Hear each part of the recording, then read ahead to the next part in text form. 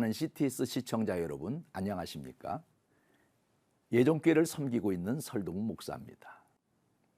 14세기 패스트균이 휩쓸고 간 유럽은 인구가 급격히 줄면서 유럽을 지탱하던 봉건주의가 무너지고 흑사병의 공포에서 신을 의심하게 되었습니다. 그래서 사람들은 다른 희망을 찾아 나섰고 그 결과 르네상스 시대가 왔습니다. 신의 시대가 끝나고 인간의 시대가 열리는 순간이었습니다. 이 시대는 노벨 문학상을 수상한 카뮤의 페스트라는 작품의 배경이기도 합니다. 흑사병이 알제리의 한 도시를 덮치면서 사람들이 겪은 전투를 다룬 내용입니다. 자기도 모르는 사이에 패스트균에 감염되어 다른 사람에게 전염시키는 상황은 모든 사람이 가해자이고 피해자가 되는 것입니다. 마치 현재 코로나 바이러스의 공포에서 벗어나지 못하고 있는 우리의 현실과도 같습니다. 저는 오늘 전도서 말씀을 통해 세상의 모든 것이 헛됨을 인지하면서 절망과 생명에 대해 생각해 보고자 합니다. 세상을 보면 절망합니다. 이 지구에 현재 77억 9천만 명이 넘는 인구가 살고 있지만 모두 다 한 시대의 시간에 편승하여 여행을 떠나 사는 것입니다.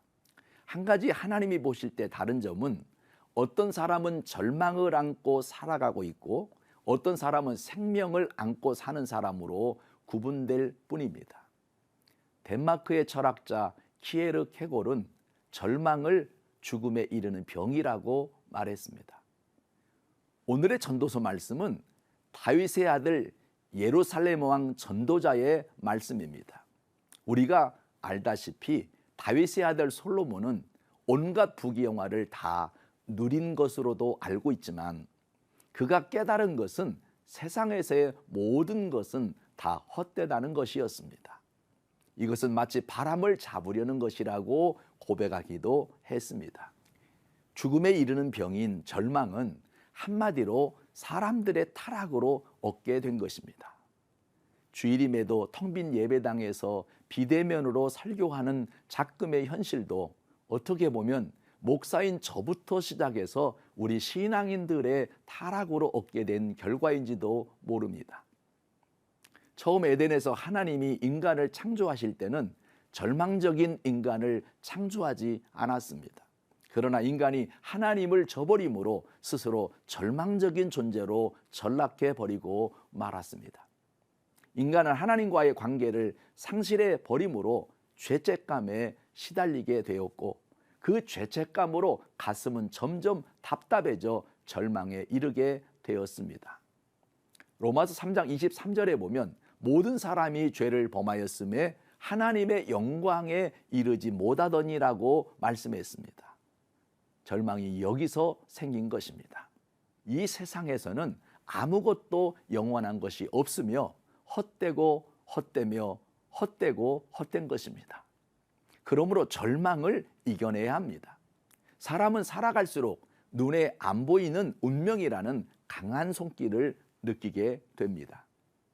영혼의 문제를 해결하지 못한 많은 사람이 무력감이 생기면 바로 이 손길인 불안과 공포를 느끼게 됩니다. 그래서 무당을 찾아 별것을 다 물어봅니다. 요즘 유튜브에도 보면 무속인에게 우리나라 정치나 경제, 미래를 물어보고 답하는 것을 보면 인간의 한계를 보게 되는 것입니다.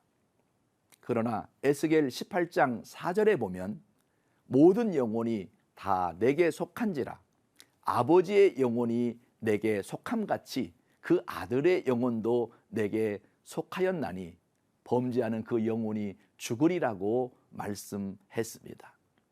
이 절망의 병이 치료되지 않는 이상 지위나 명예나 권세나 돈이 아무리 많이 있어도 기쁨과 행복은 없습니다. 권력과 부와 명예와 인기인과 권력층들이 왜 자살을 하시는지 아십니까? 절망 때문입니다. 여러분, 오직 생명만이 살 길입니다. 어떤 기자가 우리나라 최고의 지성이라 불리는 이어령 선생께 질문을 했습니다. 인공지능 시대에 앞으로 종교에 대해 어떻게 생각하십니까? 라고 물었습니다. 그러자 이어령 선생이 이렇게 말했습니다.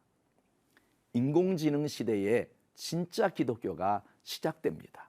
그 이유는 원래 인간만이 생각할 수 있는 존재이고 그 위에 하나님이 계셨는데 인공지능이 생각하는 기능까지 생겨버렸습니다. 다시 말하면 인간이 인간보다 똑똑한 인공지능을 만든 것입니다.